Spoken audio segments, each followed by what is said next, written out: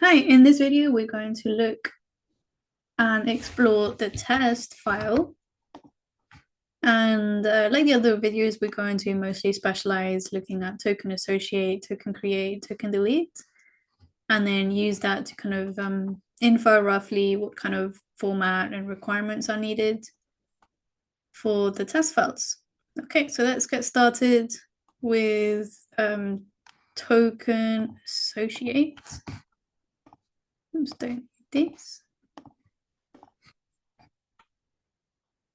Okay, so to test the association of a token, the protobuf tells us that you are going to need to specify the account that you want to associate the transaction and specify the token or the tokens that you want to associate to that account.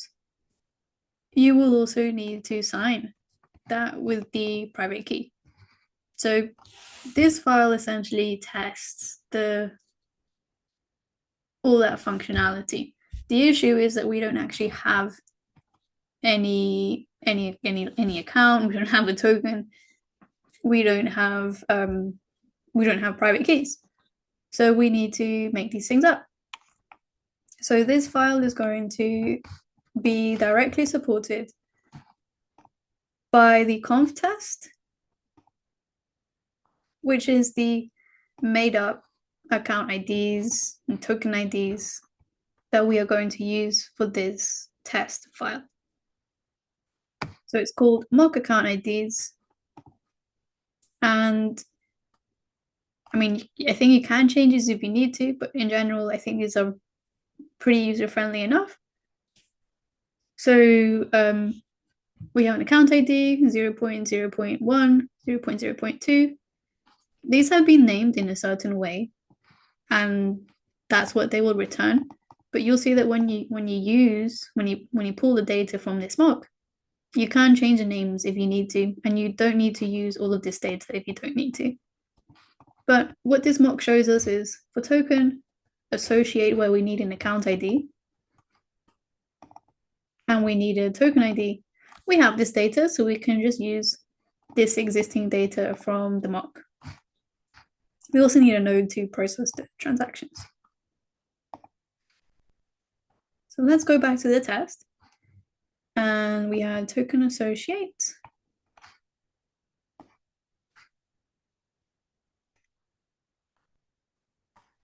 Okay, so in terms of the key points, we need to create a test that you are going to have valid data. So this is going to pull the fields that we need to test this. We only need one account ID.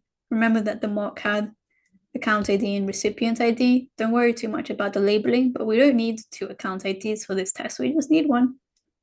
And we don't need it to be called, was it admin key or recipient key? It doesn't need many of those particular names. Maybe just in this case, labeling one account ID as account ID is enough. So that's kind of what happened here.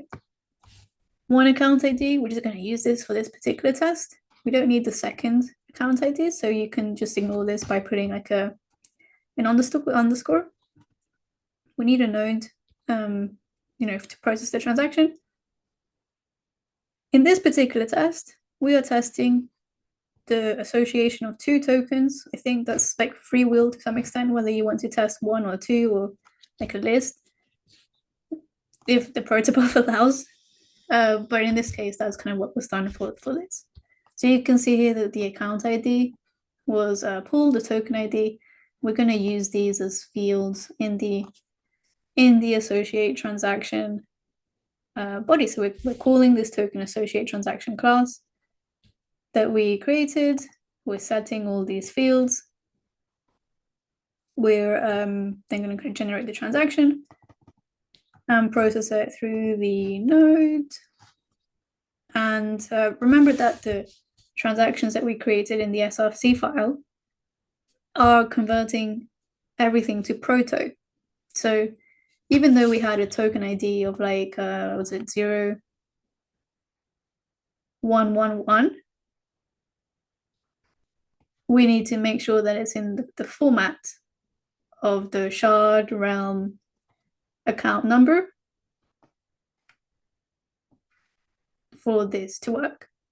So this is kind of what this section here is doing. We're just like making sure, hey, does this token, sorry, does this account ID, we're doing it for the account ID, does this account ID actually exist, and does it exist in this format shard realm number that we need? Same with the tokens. Do these exist in the particular format that we need to?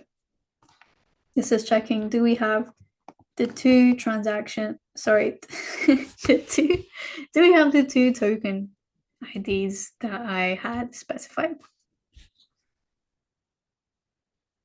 Okay, so that's building the transaction. And then the key main thing, we need to test the signing of that transaction. So we have, in this case, a slightly more simplified way where we're only using one token ID. But other than that, it's the same.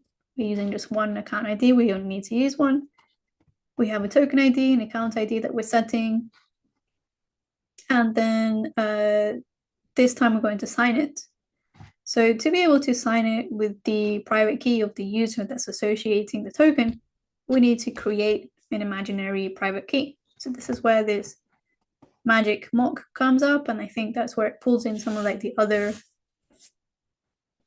infrastructure in this project.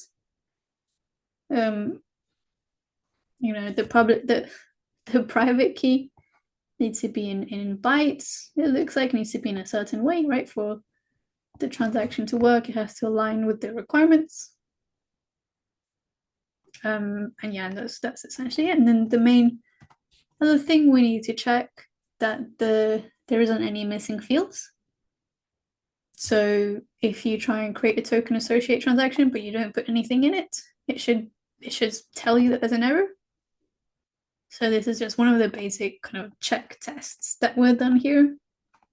And then we're taking all this data, and then we're going to check if all of this data actually kind of is converted in that protobuf format that we need.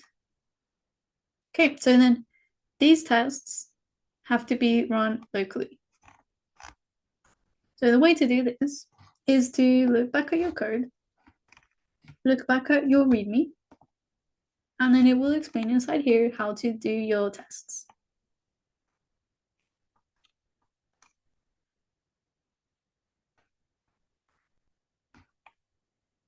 So make sure to set up your repository. So you've already forked things. You need to just make sure you install everything before you test. So you're going to use this thing called UV sync. That makes sure that you have it at the right format that you need. And then you're going to generate all the proto requirements for it. Then you just do UV run PyTest with your name of the thing that you're trying to test. So test token associate transaction. No, that's a mistake. You can test everything. I think yeah. For the full SDK, if you just do UV run PyTest, it will test everything. But if you specify a file, it will just test a particular file.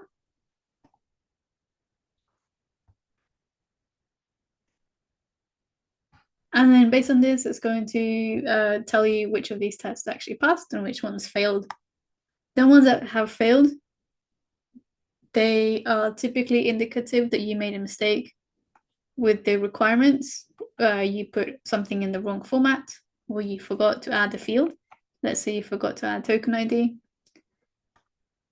But it's not all or nothing. At the same time, it could just be that you passed all the tests, but that doesn't necessarily mean that it will be successful on solo, because maybe the tests that you created weren't comprehensive enough to cover all the requirements that the network requires. So ideally your tests are as accurate and as comprehensive as can be. And then if you pass them, then it's much more likely for you to be able to pass the solo network tests, I think.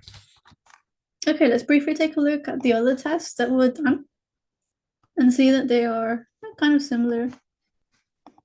So we have token create. So we're gonna create all these like the fields in the body. We have the test, making sure that we actually have all the data in it. We're going to test that we're not missing any fields, any important fields. So actually here we missed all of the fields. And we're going to test that we are signing it with the requirements. So token create required what looks like 2 signings. One of the private key and one of the private key admin. So you have 2 mocks of those in a particular format. And then in this case, this particular one tests, okay, what if everything's really good, but then you forget about the admin key, then you should have an error.